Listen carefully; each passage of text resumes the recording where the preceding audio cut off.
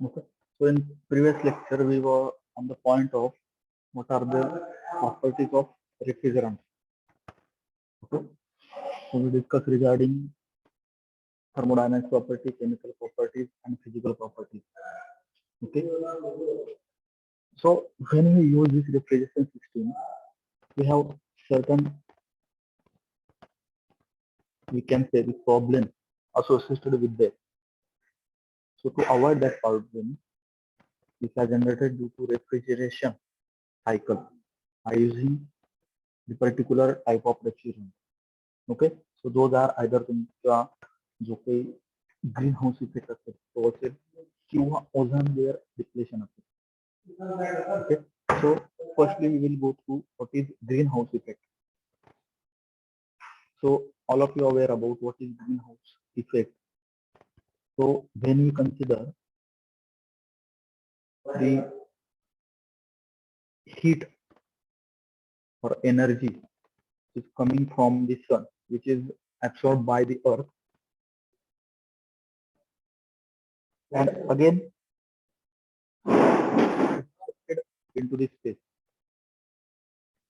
Okay, so that we can maintain temperature of earth in certain extent. Okay, so because of that film, the temperature of earth can be maintained. Okay, so there are certain gases, or we can say a film of gas, which covered the earth atmosphere. So that particular gas is called as greenhouse gases. So those gases trap some reflected heat and preventing it to reflect back to the space, which causing increase in average temperature of the earth surface. So this total process is called as greenhouse effect. Okay, so overall temperature of earth or surrounding of earth is goes increasing. Okay, and because of those gases which create this phenomena is called as greenhouse gases. Okay, so higher the concentration of these greenhouse gases in the atmosphere, we can say more the temperature of earth surface or more the warmer earth surface. Okay, so the progressive warming of earth surface due to high concentration of man-made carbon dioxide. So major gases in the atmosphere is the carbon dioxide, methane, then nitrous oxide. Okay, then जेवढे काय तुमचे हॅलोजनस म्हणजे halogen add केलेले जे काही refrigerant असतील त्या रेफ्रिजरंटमुळे तुमच्या ग्रीन हाऊस गॅसेस किंवा ग्रीन हाऊस इफेक्ट तयार होतो. Okay,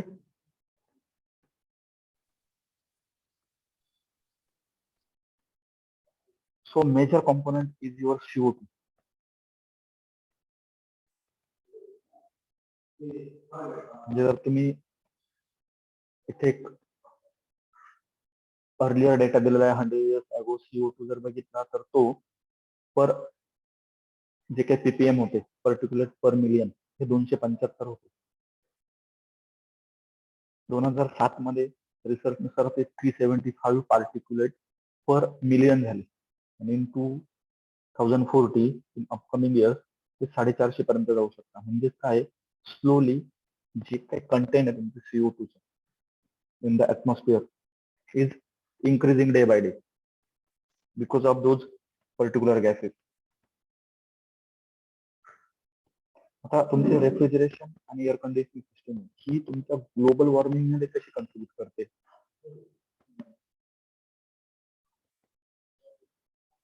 So first one, leakage of refrigerant when it is damaged. जर तुमचा रेफ्रिजरेशन सायकल मध्ये डॅमेज झाला किंवा रेफ्रिजरंट लीक झाला इक्विपमेंट मधनं, तर तो तुमचा ग्लोबल वॉर्मिंग ला कॉन्ट्रीब्युट करतो किंवा इन्क्रीज करू शकतो. ओके. जे काही इलेक्ट्रिसिटी कन्झम्पशन होते, तो CO2 रिलीज होतो to generate energy to operate the equipment. त्यामुळे तुमचा ग्लोबल वॉर्मिंग होऊ शकतो किंवा ग्रीन हाऊस इफेक्ट होऊ शकतो. हा झाला इनडायरेक्ट. डायरेक्टली तुमचा रेफ्रिजरंट लीक झाला, हा डायरेक्ट इफेक्ट झाला. बट जे इक्विपमेंट मी रन करतोय त्याची इलेक्ट्रिसिटी जनरेशन साठी त्या केसमध्ये जो CO2 तयार होतो तो झाला indirect effect. Okay. But this indirect जो काही इफेक्ट आहे पॉवर कन्झम्पशन वरती, हा कंपॅरेटिव्हली लार्ज असतो as compare to your direct leakage. Okay, so there are certain extent to minimize the global warming. Your refrigeration and air conditioning equipment should be energy efficient. Okay, आता जर तुम्ही बघितलं असेल 3 star, 4 star, 5 star AC available आहे. So what is that particular BEE rating, Bureau of Energy Efficiency? तुमचा 1 टनचा जर AC असेल तर 1 टन एसी हा किती अमाऊंट ऑफ एनर्जी कंझ्युम करतोय की त्यावरती दिलेलं असतं.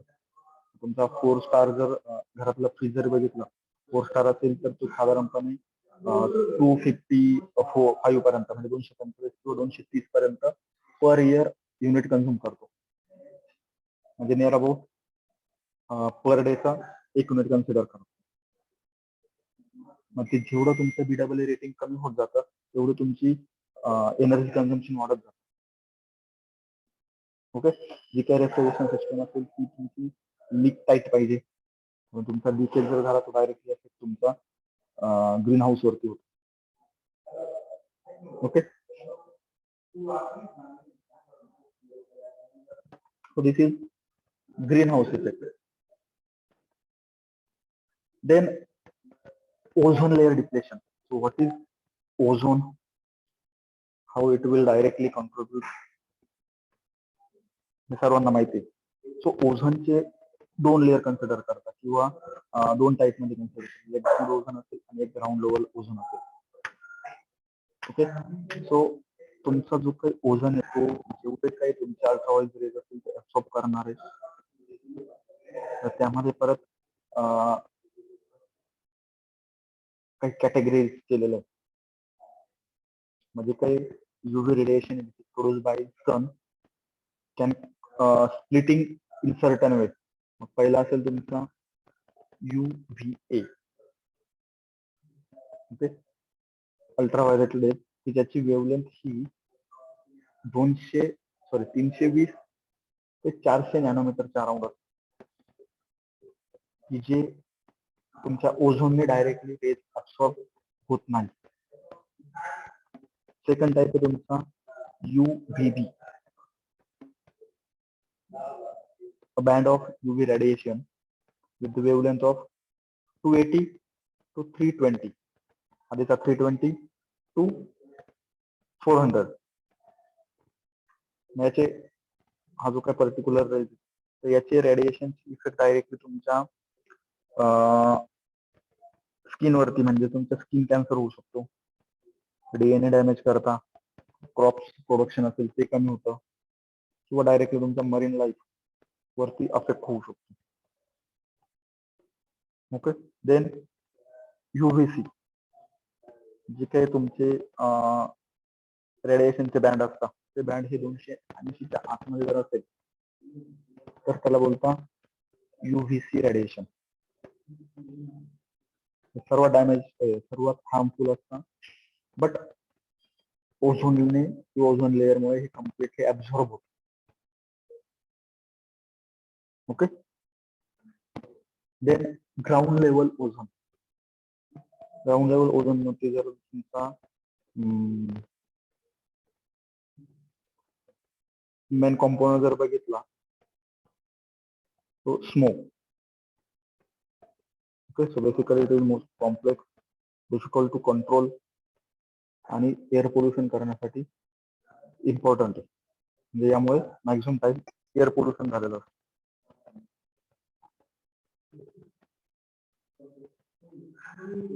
त्यामध्ये तुमचा परत NOx असतील, काही नंतर काही ऑर्गॅनिक कॉम्पोनंट असतील एअरचे. Okay, so those are the 2 types of ozone. आता सेकंड टाइप मध्ये जर ग्राउंड लेवल ओझोन जर बघितला तर त्यामुळे तुमचे अस्थमा वगैरे किंवा लंग टिश्यू डॅमेज हे प्रॉब्लेम होऊ शकतात. Okay, so what is depletion of ozone? तुमच्या ओझोन डिप्लेशन मध्ये जसं आपण सांगितलं की because of those chlorofluorocarbon CFC refrigerant मध्ये यूज करता, तर त्या केसमध्ये जेवढे तुमचे CFC किंवा कार्बनचे कंटेंट असतील त्यानुसार तुमचं ग्लोबल वॉर्मिंग वाढतं किंवा ओझोन लेअर डिप्लेशन होतं. ओके, मग त्याचा इफेक्ट जर बघितला आपण तर तुम्हाला आधी सांगितलं स्किन कॅन्सर होऊ शकतो किंवा तुमचे आयज डॅमेज होऊ शकतात किंवा overall immunity of human body is goes towards the decreasing. Directly तुमच्या क्रॉप्स वरती होतो. ओके, मग त्यासाठी काही टर्म्स ह्या डेव्हलप केलेल्या आहेत. जसं आपण कार्बन कंटेंट म्हणतो की एका पर्टिक्युलर कंट्रीने किती अमाऊंट ऑफ कार्बन हा जनरेट करायला पाहिजे ते एक डिसाइड केलेलं असतं. तर we can sell that credit, carbon credit to another country also.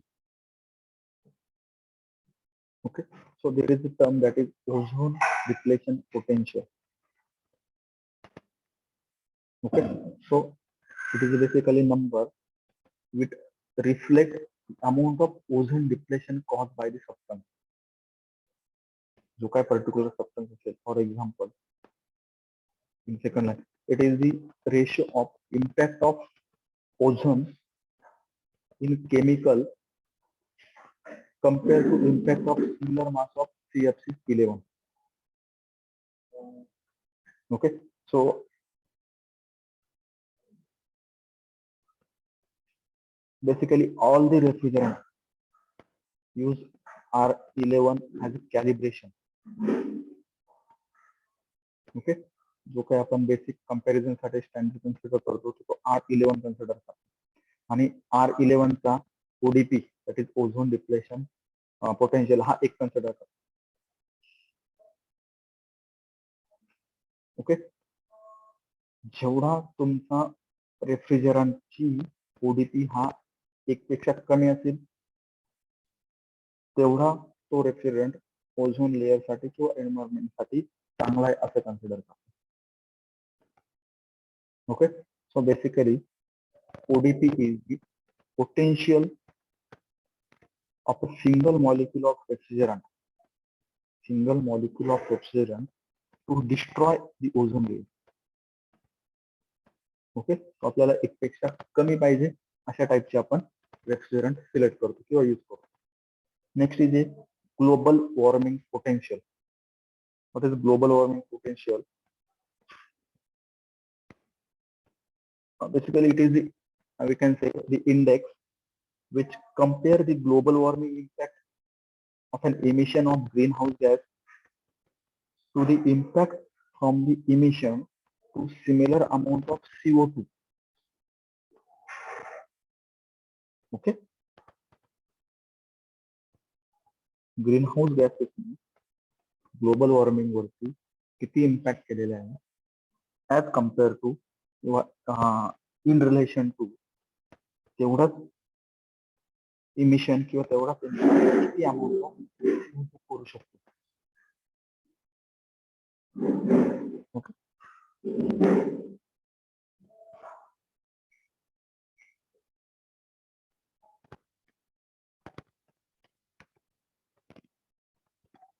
next is total equivalent warming index.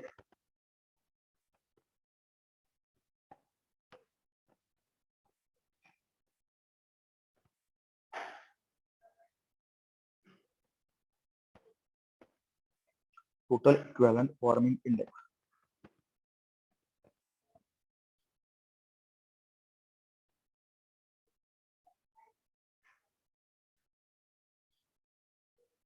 आता दोन टाईपचे फॅक्टर असतात, तुम्हाला आधी सांगितलं, डायरेक्ट इम्पॅक्ट होतोय आणि इनडायरेक्ट इम्पॅक्ट होतोय.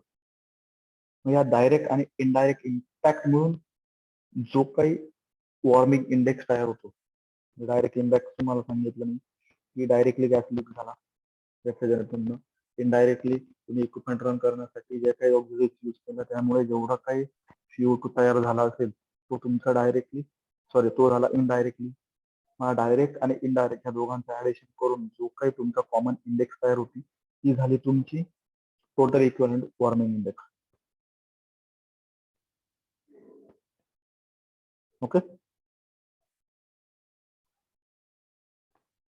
मग तुम्ही डायरेक्ट कसं कॅल्क्युलेट करताय, टोटल थ्रू आउट इयर किती अमाऊंट ऑफ लिकेज झालेलं असेल. ओके, त्याच्यानंतर त्या सिस्टीमची लाईफ किती असेल आणि त्याचा ग्लोबल वॉर्मिंग पोटेन्शियल किती असेल, तो झाला direct emission. Indirect emission calculate करताय, तुमचा एनर्जी कन्झम्पशन किती झालेलं असेल पर इयरचं. त्यानंतर कार्बन डाय इमिशनचा एक फॅक्टर असतो, कार्बन डाय इमिशन तो फॅक्टर किती असेल आणि तुम्ही सिस्टीम किती टाइम रन करताय, तो झाला इनडायरेक्ट. म्हणजे फर्स्ट जो असेल तो डायरेक्ट लिकेज ऑफ रेफ्रिजरेशन किंवा रेफ्रिजरंट, आणि इनडायरेक्ट मध्ये एनर्जी कन्झम्पशन मुळे तयार झालेला CO2, या दोघांचं ऍडिशन करतो मी, त्यातनं तुमचा TWI कॅल्क्युलेट करतो, total equivalent warming index. Okay, this is all about your ozone layer depletion. Our next content from this chapter, last content from this chapter is the air conditioning. Okay, हा जो काही chapter होता chapter तुम्हाला सांगितलं दोन part मध्ये divide केलेलं. First होता तुमचा रेफ्रिजरेशन आणि सेकंड आहे तुमचा एअर कंडिशनिंग. ओके, रेफ्रिजरेशन मध्ये आपण काय करतो, हॉट बॉडी मधलं किंवा सिस्टीमचं टेम्परेचर कूल करतो, म्हणजे आपण फक्त हीट रिजेक्शनचं काम करतो. एका पॉईंट मधून हीट काढून घेतली आणि दुसऱ्या पॉईंट कडे सप्लाय केली. So what is air conditioning? Similar to refrigeration, air conditioning म्हणजे काय, आपण number of parameter simultaneously control करतो. त्यामध्ये तुमचा टेम्परेचर असेल, ह्युमिडिटी असेल. आता what is humidity? The amount of moisture which is contain in the air. Air मध्ये किती मॉइश्चर. ओके, देन एअरची मोशन कंट्रोल करतो, देन एअरची प्युरिटी चेक करतो किंवा मेंटेन करतो. बट विदिन एनक्लोज स्पेस, एका स्पेसिफिक स्पेस मध्ये, when we simultaneously control the temperature, humidity, motion and purity of air, then the system is called as air conditioning. So what is need of this air conditioning system? कशासाठी implement केलेलं असेल? Human comfort साठी. आत्ताच्या condition मध्ये किंवा ज्या environment मध्ये तुम्ही, याचं जर आपण सराउंडिंग जर कन्सिडर केलं तर नियर अबाउट 22 डिग्री सेल्सिअसची टेम्परेचर कन्सिडर करा. ह्युमिडिटी असेल तुमची 70-75%. प्युरिटी ती या कंडिशन मध्ये मेंटेन केलेली नसेल. आपण ही कंडिशन कन्सिडर करून जर नाशिक मधला माणूस डायरेक्टली मुंबईमध्ये जर सेटल झाला तर त्याला आधीची जी काही पहिले 2-3 महिने 6 महिने हे ऍडजस्टमेंटला टाइम लागतो. का लागतो? कारण मी सराउंडिंगच्या सिच्युएशन बरोबर मॅच करत नाही.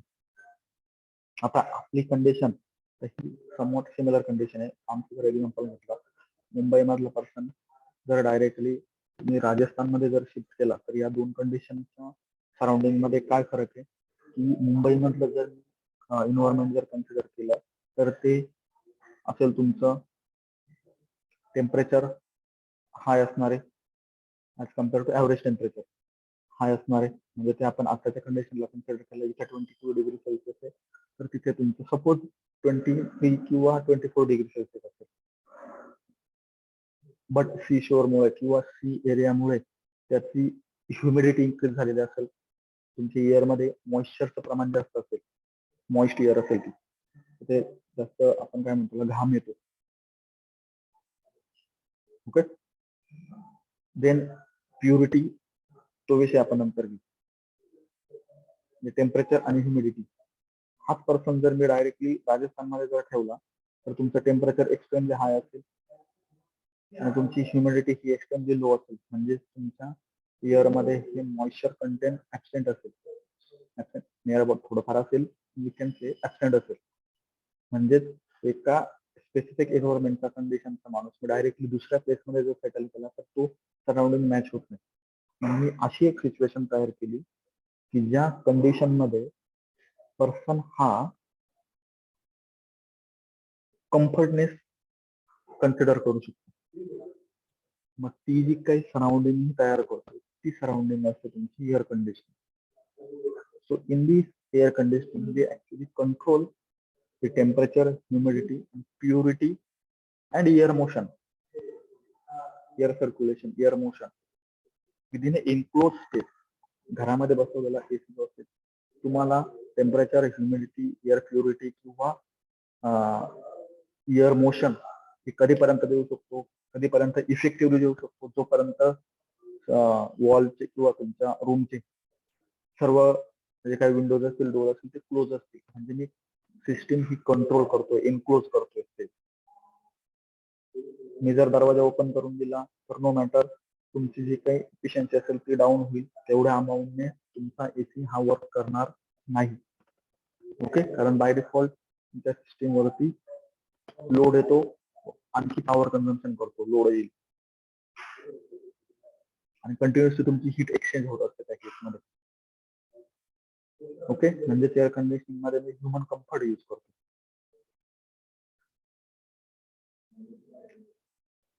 सो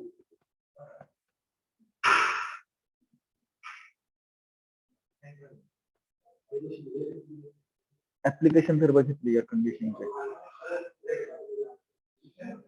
तुमच्या अदर ह्युमन कम्फर्ट साठी असणार ते, त्यानंतर ऑफिस असेल, रेस्टॉरंट असेल, शॉपिंग कॉम्प्लेक्स, बँक मध्ये आपण ते यूज करतो, इंडस्ट्रीमध्ये यूज करतो.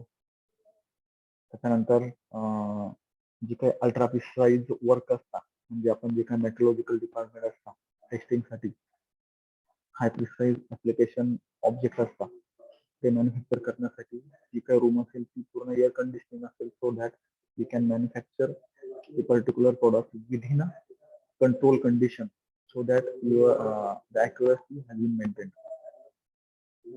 Okay, so your air conditioning system is classified under some categories. Okay, so according to the function मध्ये तुमची comfort air conditioning असेल, commercial air conditioning असेल किंवा industrial air conditioning असेल, यात काय डिफरन्स आहे तो आपण बघू.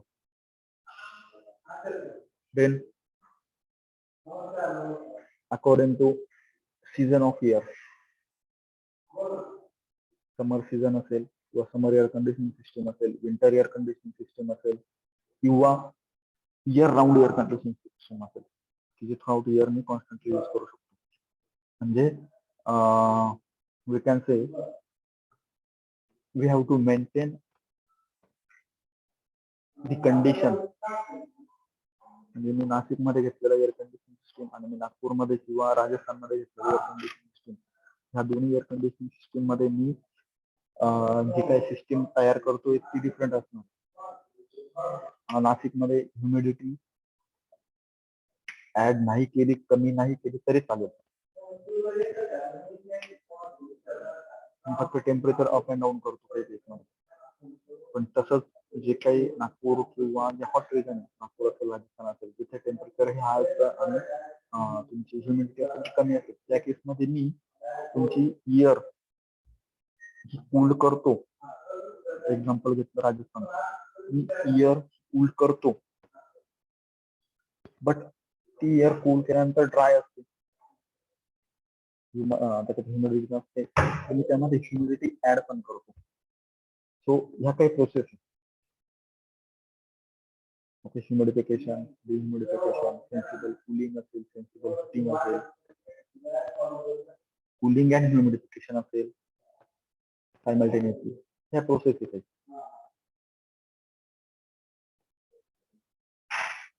Then according to equipment arrangement, unitary air conditioning system असेल किंवा central air conditioning system असेल, जशी मॉल वगैरे मध्ये बसली असते ती central air conditioning system असेल. The through सर्व काही कंट्रोल एअर असेल ती एअर सर्क्युलेट केलेली असेल throughout the space. Okay, so what is the difference between your industrial air conditioning system and comfort air conditioning system? So what is comfort air conditioning basically? So it provides comfort of human being. For example, the air conditioning system for your home or offices. Okay, या केस मध्ये जो काही ऑक्युपंट म्हणजे जो काही person असतो ऑक्युपंट will stay with the longer time.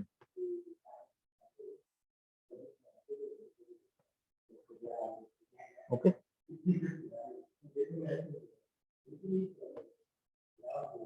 मग त्याची जर कंडिशन जर बघितलं तुम्ही तर साधारणपणे 22 ते 25 डिग्री सेल्सिअस पर्यंत टेम्परेचर असतं. ह्युमिडिटी ह्युमन कम्फर्ट साठी 30 ते 60 डिग्री पर्सेंट पर्यंत ठेवलेले असते. एअर मोशन हे 5 ते 8 meter per second.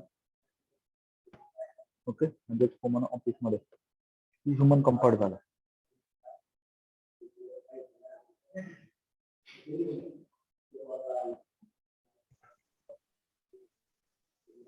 So this particular parameter तुमचा टेम्परेचर असेल, ह्युमिडिटी असेल, एअर मोशन असेल, जे काही ISHRAE society,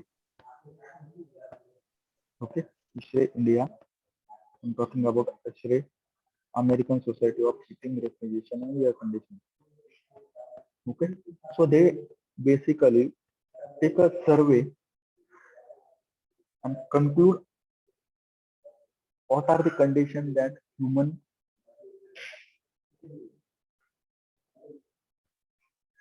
maintain its comfortness by using those particular conditions. त्या कंडिशन ज्या आहेत, तुमची ह्युमिडिटी जी असेल ती एका पर्टिक्युलर कंडिशन मध्ये 22 ते 25 मध्ये ठेवलेली.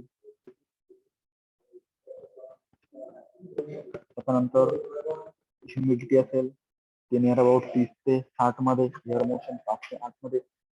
त्यानंतर जी एअर प्युरिटी असेल तर त्यामध्ये प्रॉपर अमाऊंट ऑफ ऑक्सिजन किती मेंटेन केलेला आहे, फिल्ट्रेशन असेल, क्लिनिंग प्रोसेस असेल, प्युरिफिकेशन असेल, या सर्व गोष्टी मी कन्सिडर करून एक स्ट्रक्चर डिझाईन केलेलं आहे. नो मॅटर हे सर्वे करून केलेलं आहे. एका इंडिव्हिज्युअलची केस ही वेगळी असू शकते. ओके,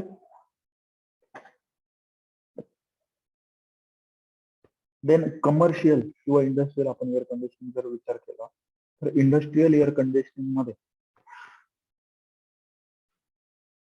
जी काही प्रोसेस रिलेटेड असते, जसं तुम्हाला आपण सांगितलं मेट्रोलॉजिकल डिपार्टमेंट मध्ये ज्या काही कंडिशन असते की पर्टिक्युलर मेटलचा ऑब्जेक्ट यूज केल्यानंतर किंवा ज्या ऍप्लिकेशन मध्ये तो मॅन्युफॅक्चर पार्ट यूज करणार आहे त्यासाठी मला टेम्परेचर एवढं पाहिजे, त्यामध्ये कंट्रोल कंडिशन अशा पाहिजे. मग त्या लिमिटेड कंट्रोल कंडिशन मध्ये मी मॅन्युफॅक्चरिंग करतो. मग त्यासाठी जी मी सिस्टीम यूज करतोय ती झाली तुमची इंडस्ट्रियल एअर कंडिशनिंग सिस्टीम. जे टेक्सटाईल मिल मध्ये असेल, तुमचा पेपर मिल मध्ये असेल, केमिकल इंडस्ट्रीमध्ये असेल, फोटोग्राफी इंडस्ट्रीमध्ये असेल.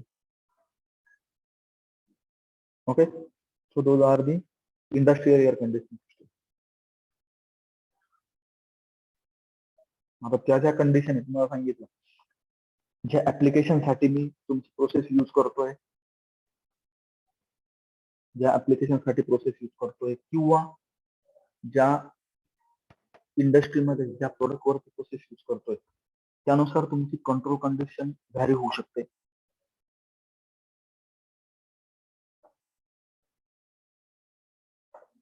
So it is depend on industrial process. Okay. आणि जी काही कंडिशन असते प्रोसेस टू प्रोसेस व्हॅरी होऊ शकते.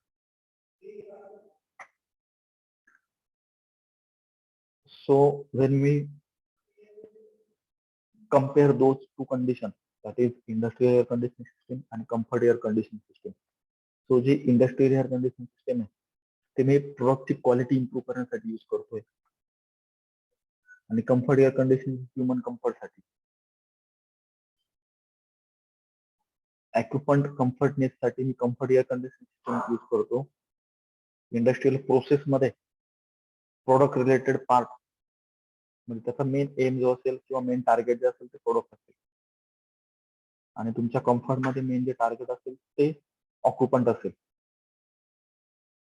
Okay, so they are basically use in photography, textile, chemical industry. आणि तुमची जी काही कम्फर्ट असेल ती regular day to day life मध्ये घर ऑफिस मध्ये जे काही यूज करतात ती सिस्टम झाली तुमची कम्फर्ट एअर कंडिशनिंग. त्यासोबत आणखी एक कंडिशनिंग सिस्टम येते ती झाली commercial air conditioning system. Okay, मग what is difference between comfort air conditioning and commercial air conditioning system. आता कम्फर्ट म्हणजे काय, ह्युमन कम्फर्ट साठी आपण यूज करतो. कंट्रोल कंडिशन आपण बघितली. कमर्शियल म्हणजे काय, तुम्ही कमर्शियल किंवा sorry comfort air conditioning system consider करा तुमच्या घर किंवा ऑफिस मध्ये जिथे तुम्ही मॅक्झिमम टाइम त्या कंट्रोल ऍटमॉस्फेरिक कंडिशन मध्ये असता. ओके, म्हणजे जर टाइम स्पॅन जर बघितला इन कम्फर्ट एअर कंडिशनिंग तो मॅक्झिमम असतो. आणि कमर्शियल एअर कंडिशनिंग सिस्टम म्हणजे तुम्ही काही स्टोर वगैरे असता, शॉपिंग कॉम्प्लेक्स असता, मॉल्स असतात, तिथे तुम्ही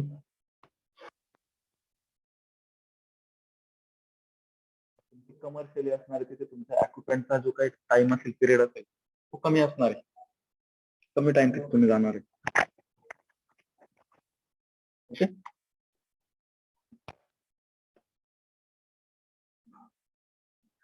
तो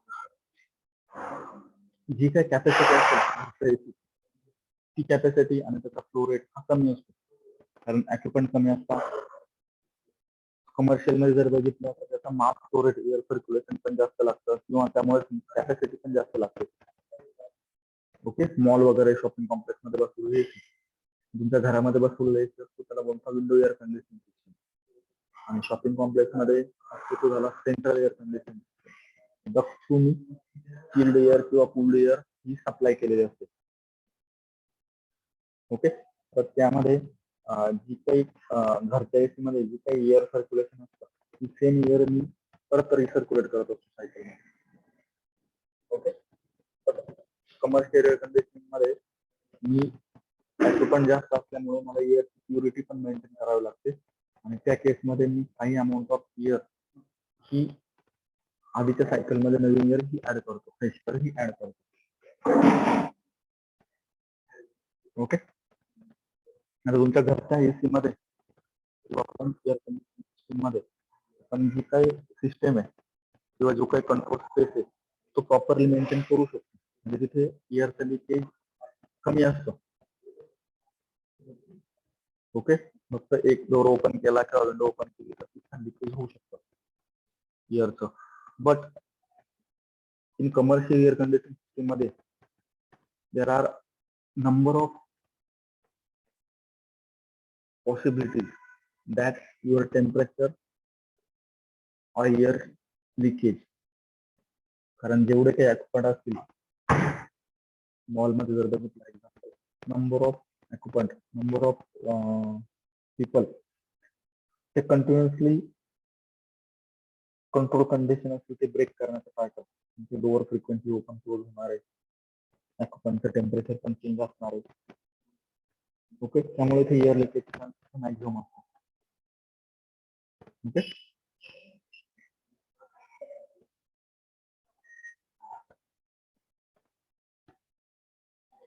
so this is the types of your industrial air conditioning, comfort air conditioning and commercial air conditioning. आता मी जे तुम्हाला बोललो की मी ऑक्युपंटच्या कम्फर्ट साठी एक सिस्टीम तयार करतो. मग सिस्टीम तयार करतो म्हणजे काय, मी टेम्परेचर कंट्रोल करतो, मी ह्युमिडिटी कंट्रोल करतो, मी एअर प्युरिटी मेंटेन करतो, मी एअर मोशन मेंटेन करतो. या सर्व गोष्टींमध्ये एअर का पॅरामीटर आला, एअरचं टेम्परेचर आलं, एअरची ह्युमिडिटी आली, एअरची प्युरिटी आली, एअरची व्हेलॉसिटी आली. म्हणजे काही प्रॉपर्टीज आहे एअरच्या फॉर द ह्युमन कम्फर्ट, तर ते आपण डिस्क्राईब करतो दिस सायकोमेट्रिक चार्ट. हा एक चार्ट असतो ज्यावरती किंवा ज्याचा यूज करून मी एक सिस्टीम तयार करतो फॉर ह्युमन कम्फर्ट. ओके.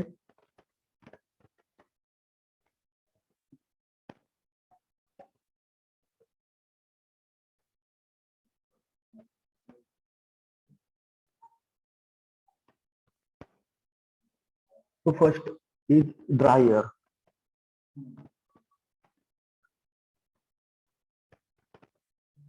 त्याआधी सायकोमेट्री ही काय असतं,